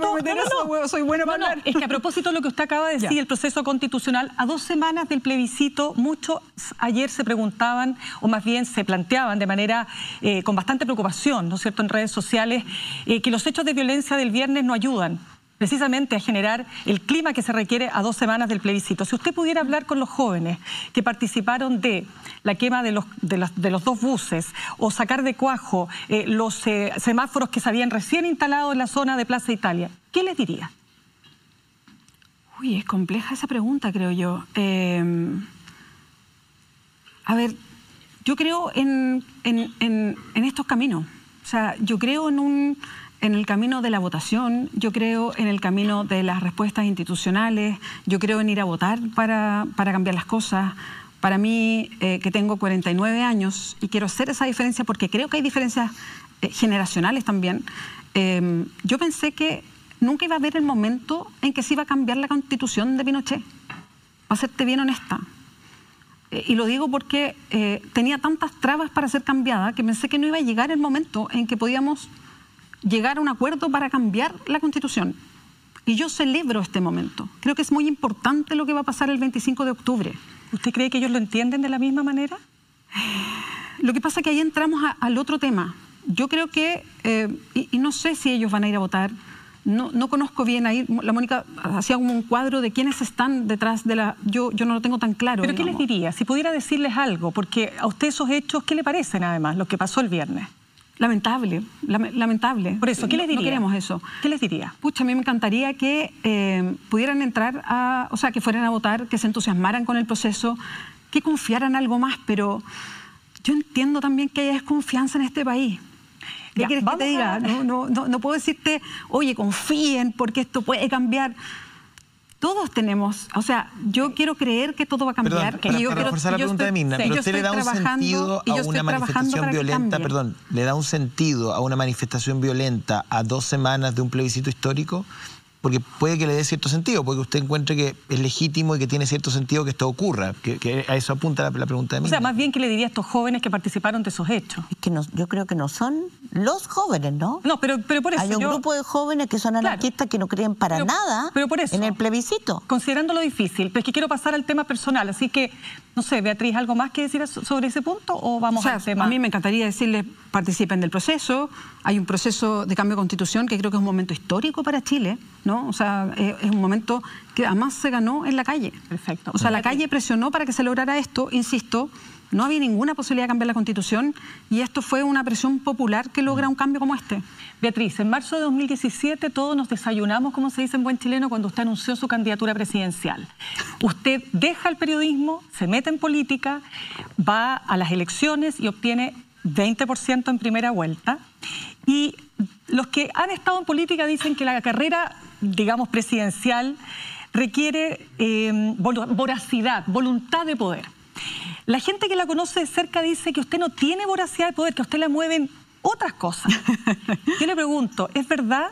Y si es así, me gustaría saber si estaría dispuesta nuevamente a tomar ese camino. Yo creo que la gente que me conoce lo dice bien. Yo me acuerdo, voy a contar una anécdota, en uno de los... y creo que se entienda bien, lo digo con reconocimiento por la gente que voy a hablar, ¿eh? No en mala onda lo digo. Me acuerdo en uno de los debates presidenciales que me acuerdo que nos instalaban como por orden de papeleta. Y para mí fue era muy loco todo, porque en el debate presidencial anterior yo hacía preguntas y en el debate después yo estaba dando respuestas y me acuerdo de haber pensado en ese momento lo extraño de la vida, ¿no? Esa dualidad, dice usted. Sí, exactamente. Entonces, y me acuerdo de haber estado parada y haber visto a mis otros compañeros de papeleta, digamos, a los otros candidatos. Y al lado mío estaba Marco Enríquez Ominami. Y yo lo vi a él con todas esas ganas sueltas, así como esa hambre de candidatura, y me pareció también, o sea, como que él tenía un sentido distinto de ese deber de candidatura. Y yo me miré a mí misma en ese momento y yo dije, tenemos formas súper distintas. A mí efectivamente me mueven otras cosas y yo creo en otro tipo de liderazgos y en otras formas. Pero esto tuvo costos para su vida. Usted absolutamente. El periodismo sí, claro. Estuvo que enfrentar además la crítica descarnada que hay ante cualquier candidato presidencial. Por eso le pregunto, ¿volvería a pasar por lo mismo? Bueno, es algo que he estado pensando durante harto tiempo. ¿Cuál es su conclusión? Bueno, yo lo he dicho varias veces. Creo que toda esa conversación tiene que venir después del plebiscito. Creo que el plebiscito uno sabe, Beatriz. Uno sabe si está más cerca o más lejos de una candidatura. No, pero por supuesto que uno sabe. Pero yo he decidido decirlo después. Hay algo concreto que usted lo sabe. Como periodista miraba la política, era aguda, era perspicaz, era incisiva. Pero otra cosa es meterse. Sí, por supuesto. Y usted se metió. Sí, claro. Y ha estado todo este tiempo en política. Sí, claro. Y eso tuvo lo que se ve, y lo que se mastica, no huele bien, no se ve muy bonita desde dentro o desde fuera, para serle franca. Se ve peleas, mucho ego, muy poco debate de profundidad. Sí. ¿Y qué pasó con usted en todo eso? Porque lo que decía Mirna es cierto. Pero es que yo a uno no se le ve a usted con ese hambre de poder diciendo ya, de acuerdo, vamos a comernos al mundo. Pero es que yo veía eso desde antes de entrar a la política. Y sin embargo lo hace. Lo hago porque yo creo en esas cosas. O sea, cuando una cree que hay que hacer cambios, cuando una cree que hay ciertos momentos en la vida en que tienes que tomar definiciones, cuando una cree que hay que como que quemar las naves por ciertas cuestiones, porque tienes ideales y los quieres cumplir. Yo en un momento en el periodismo también dije, ya, yo me voy a meter en este tipo de periodismo que hace que efectivamente uno se empieza a quedar sin los grandes medios y te vas a los pequeños medios porque los grandes medios ya no te quieren. Y tomé esa opción y eso pasó con mi vida. Beatriz. Perdón, solo para terminar. Y tomé esa opción, concienzudamente, no lo hice... Uno no es tan ingenua, ¿no? Uno sabe lo que hace y dice, ya, yo me voy a meter por esta línea porque es lo que yo creo. No soy una periodista neutral ni una periodista no opinante. Yo creo ciertas cosas y por esta línea me tiro y finalmente terminé trabajando en los medios de la periferia, ¿no? Después hice lo mismo. Yo dije, yo creo en los cambios y quiero más, a lo mejor, de los que las comunicaciones me pueden dar. Y voy a entrar a la política entendiendo que me meto al barro, que ya no va a ser lo luminoso que hacía antes como periodista, y no crean que eso no me duele. Pero todavía me duele haber dejado los medios, Beatriz. pero entiendo, solo para terminar la idea, porque creo que es interesante lo que me preguntaron y no sé si alguna vez lo había dicho, pero yo entendí que me metí a una cuestión compleja, dura, que no es bonita, que no necesariamente es bonita, porque estas son luchas de poder. Y el poder, como lo dijo Obama, saca lo mejor y lo peor de la gente. Correcto. Pero ahí entonces yo con eso me metí, entendiendo que pasaba esto, me metí porque son opciones personales. Correcto. Es que no va a arreglar todo, ni con la ilusión de que uno va a cambiar, pero sí entendiendo que yo no quería cambiar lo que yo soy. Yo no me vaya a transformar y no es porque lo critique, porque yo admiro a esa gente que como que se come el mundo, ¿no? Pero yo dije, yo voy a hacer una carrera política como soy yo. No voy a hacer una carrera política para ser otra persona. Yo no soy de las que me como el mundo, pero a mí me gusta todavía mirar a la gente, todavía me emociono con las cosas que pasen. Yo siempre dije, esto es entonces con llorar periodista, y esto es no con el cuero duro. A mí las cosas me afectan y a mí las cosas me molestan. Pero por eso le pregunto, ¿le faltó comprender la naturaleza del juego político? Y, por Dios, la pregunta del millón es, ¿está disponible o no? Porque además usted es la, digamos, carta de su sector, del Frente Amplio. Pamela Giles ya no está en el Frente Amplio, Daniel Jadwe pertenece al PC, entonces usted va a dejar huérfano a su sector, digamos. Pero te parto por la primera. No, pues al contrario. Al contrario. ¿La comprendió demasiado bien? No, la comprendí. Pero yo digo... No quiero ser eso. Claro, yo entro en la política como lo que yo soy. Y a lo mejor eso ha significado que esté más con una pata afuera y con otra adentro. Yo no creo en los estatus, no aparezco no estoy tratando de que como todos los días aparecen los medios. Que no ha estado tan presente durante la pandemia y después del estallido, que estuvo menos presente que antes de ese episodio. Una toma opciones personales que son distintas. Mirna no le está preguntando si va a ser candidata. Le está preguntando otra cosa, Beatriz. Yo entendí que me estaba preguntando. Le está preguntando si está disponible. Está disponible. Que son dos cosas distintas. Es que disponible significa... ¿Usted está disponible o no? Claro. Lo que pasa es que cuando uno, y yo insisto, no es que una no tenga todo este camino más bien resuelto, más conversado, quizás no totalmente definido, pero sí más conversado, y durante todo este tiempo he estado en eso.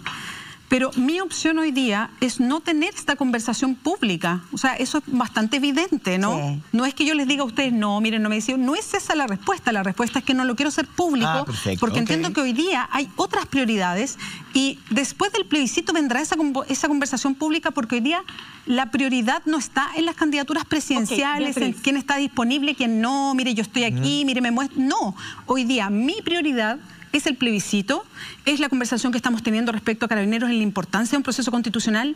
Mi prioridad hoy día... ¿Y la prioridad interna, Frente Amplio? Porque se ve harto desordenado. Sí. ¿Quién no está desordenado en la política hoy día? Perdón, bueno, pero ¿quién no está desordenado? Estoy preguntando por su sector. No, de verdad. Mi sector también, interna? Pero es que no es distinto a lo que pasa en Chile. Ahora, y no es que lo defienda, digo, también tenemos un desorden porque hay tensiones. Beatriz, pero que se hizo famoso esta semana. La política es sin llorar. ¿Usted ha llorado? O sea, me lo he llorado todo, nunca he llorado tanto como este tiempo que he entrado en la política, y la política sigue siendo con llorar y sigue siendo sin el cuero duro, porque yo no entiendo la vida sin llorar y yo no entiendo la vida sin el cuero duro. Bien, nos vamos a ir a corte. Yo le voy a consultar después a la vuelta respecto a las acusaciones en contra de Jorge Sharp en Valparaíso, que son bien feas también. Y está Alejandra Matus con nosotros, Mirna Schindler, Mónica González, Beatriz Sánchez. Hacemos pauta libre al regreso de la pausa. Conversamos esta mañana con Beatriz Sánchez en el panel de Pauta Libre. Vamos a ir con Alejandra Matus, pero antes Mirna tiene una última pregunta. No, es que era para cerrar, así, ya hacer el remache final. No, pero Beatriz, independiente, si usted decide o no ser candidata, ¿usted siente que tiene la experiencia suficiente para poder llegar a ser presidenta de este país en el clima de polarización que el país está viviendo? Yo coincido que es un clima muy difícil, muy difícil. Y bueno, una vez ya dije sí a una candidatura presidencial y en ese momento lo pensé mucho y creo que ese es un aspecto que sobre todo las mujeres pensamos mucho porque las mujeres siempre dudamos de nuestra propia experiencia para todo. No porque eso sea tan efectivo, sino porque desde chicas nos dicen que nosotras no tenemos experiencia para nada, ¿no? Que solo tenemos como un solo rol. Entonces, me acuerdo que en ese momento yo dudé mucho y de hecho hablé con mucha gente para preguntarle porque una duda de sus propias capacidades. Y fue o sea, me sorprendió mucho que la gente de afuera tenía más confianza que yo misma en mis propias capacidades. Si ya alguna vez dije que sí a una candidatura presidencial es porque yo tenía la confianza en mí misma para poder llevar no solamente la candidatura, sino para todo lo que eso significaba. Y por supuesto, sí tengo la total confianza de lo que puedo hacer en los distintos desafíos que enfrente. Así que la respuesta es sí. Alejandra Matus. Alejandra. Beatriz, el plebiscito, la redacción de una nueva constitución representa numerosos desafíos y obstáculos. Por ejemplo, que cualquiera sea la convención que se establezca para redactar la nueva constitución, lo que quede escrito ahí requiere un acuerdo de un 70% de los que participen. Y eso exige unidad de propósito, exige inteligencia política entre las fuerzas que probablemente quieren modificar profundamente la actual Constitución. ¿Crees que el Frente Amplio en sus negociaciones o las negociaciones que se llevaron a cabo con las otras fuerzas políticas para las candidaturas de gobernadores y alcaldes estuvo a la altura de esa exigencia histórica, por decirlo así? A mí no me gustó lo que pasó en esa negociación, pero yo quiero ponerme en el lado de la esperanza de lo que viene. Yo tengo esperanza de lo que se construya para específicamente todo lo que tiene que ver con los acuerdos para la Constitución. Porque además tienen un carácter que es bien distinto a las negociaciones por para ponerse de acuerdo en gobiernos locales o gobiernos municipales. Creo que la convención o los acuerdos constitucionales tienen que ver con otra proyección u otro momento país, ¿no? Ahí nos vamos a poner de acuerdo para las reglas del juego para Chile en los próximos, no sé, 20 o 30 años. Y ahí hay una responsabilidad grande. A mí me hubiese encantado que nos hubiésemos puesto de acuerdo para todos los desafíos que vienen. Quiero ser bien sincera. Me hubiese encantado que el Frente Amplio hubiese liderado más la opción de ponernos de acuerdo. No pasó, pero yo no pierdo la esperanza de que nos pongamos de acuerdo en todo lo que viene para después, especialmente para las convenciones. Ojalá gane la convención constitucional y sean 100% de personas electas. Porque creo que es demasiado importante lo que viene, es demasiado importante lo que nos jugamos. Pero no hay esa conciencia en el Frente Amplio, perdón, para complementar lo que dice Alejandra, no hay esa conciencia, porque uno entendería que partir una negociación de primaria como partieron es una chambonada, discúlpeme por Beatriz, o sea, la verdad es que uno no entendería que desde el discurso del Frente Amplio no se juegue en el todo por una primaria, que es un mecanismo tan democrático, o sea, de verdad que llega a molestar. Sí, yo creo que, bueno, habían varios en esa negociación y se frustró la negociación. Lo que yo he leído después, y lo he leído, yo no estaba precisamente dentro de la negociación. Pero estaba informada. Pero sí, o sea, uno se va informando, porque además el Frente Amplismo y no pertenecer a un partido del Frente Amplio es un poco bien en solitario el hacer Frente Amplismo y no participar de uno de los partidos del Frente Amplio. ¿Y no sería mejor que usted militara en un partido? Yo creo que hoy día es más complejo porque parte de mi... Perdón, voy al tiro de la respuesta. Sí, perfecto, parte del rol que he tenido estos 3 años y que ha sido un rol que he ido como autodefiniendo también es la fuerza frente amplista, es hacer Frente Amplismo, que no es tan fácil cuando es una coalición en formación y que tiene muchos movimientos y partidos. Tiene que haber Frente Amplismo en el Frente Amplio. Y lo digo porque son partidos con identidad, que además identidades que se han ido formando. Entonces tiene que haber el hacer Frente Amplio. Y pero, eso perdón, ¿no tiene un camino que es un poco solitario también. Que ese mecanismo de no llegar a un acuerdo le entrega a la derecha ventaja. No, pero de alguna otra forma. O sea, estamos no creas que todo ese análisis no lo hemos hecho y tenemos obviamente las autocríticas, si entendemos eso. ¿Cómo se cambia, cómo se modifica ese comportamiento, si hay autocrítica, hacia adelante? Bueno, se modifica poniendo mucho más esfuerzo en lo que viene, poniendo más esfuerzo. Y yo, a ver, mira, tengo ciertas esperanzas puestas en varias cosas. Una, en todas las declaraciones que han venido después de esas frustradas negociaciones del miércoles, de un día miércoles, creo, miércoles jueves, creo que fue, de todos los sectores, de la oposición, no fue ninguno, independiente de, y no me voy a quedar como en la chimuchina, fue culpa de este, no fue culpa del otro, que salió por la ventana, todo eso me lo resto. En las declaraciones en general, tanto del Frente Amplio como del resto de los partidos, decir, mira, dejemos esto atrás y hay que poner unidad por delante. Y también por otras cosas y otras señales. Estamos haciendo muchas actividades con mujeres en el arco de oposición. Las mujeres del arco de oposición estamos bastante más unidas haciendo actividades que el resto de la oposición. Cuando me ha salido, yo hoy día estoy a la cabeza de la coordinación del comando por el apruebo que une a Frente Amplio e Independiente. Y me toca hacer muchas actividades hoy día en terreno. Hoy día, antes estábamos haciendo todo por Zoom, ahora hay más actividades en terreno donde se puede hacer. Y es bien interesante ver cómo el trabajo es colaborativo con todas las fuerzas de oposición y con organizaciones sociales, en terreno, como si lo otro no existiera. O sea, en la base, en el terreno, hay mucha más unidad de lo que se ve en la cúpula. Entonces, ¿me puedo hacer una sola pregunta final para saber cuál es el tono de Beatriz Sánchez con respecto a la corrupción? Hay un bono de clase media que se otorgó, que lo percibieron 438.000 personas sin tener los requisitos para ello, de los cuales 37.100 son funcionarios públicos. Yo escuché por ahí a gente de su partido diciendo que, o del Frente Amplio, diciendo que no era bueno perseguirlo, que se los dejaran. ¿Cuál es su postura? A ver, a mí hay dos cosas. Creo que cuando las cosas no se hacen bien, tienen una responsabilidad, ¿no? Si las cosas no se hacen bien, se tienen que hacer bien. Creo que ahí hay una base. ¿Y entonces? O sea, a mí me gustaría, en ese caso, que si no están bien hechas, a mí me gustaría que esa plata se pudiera devolver.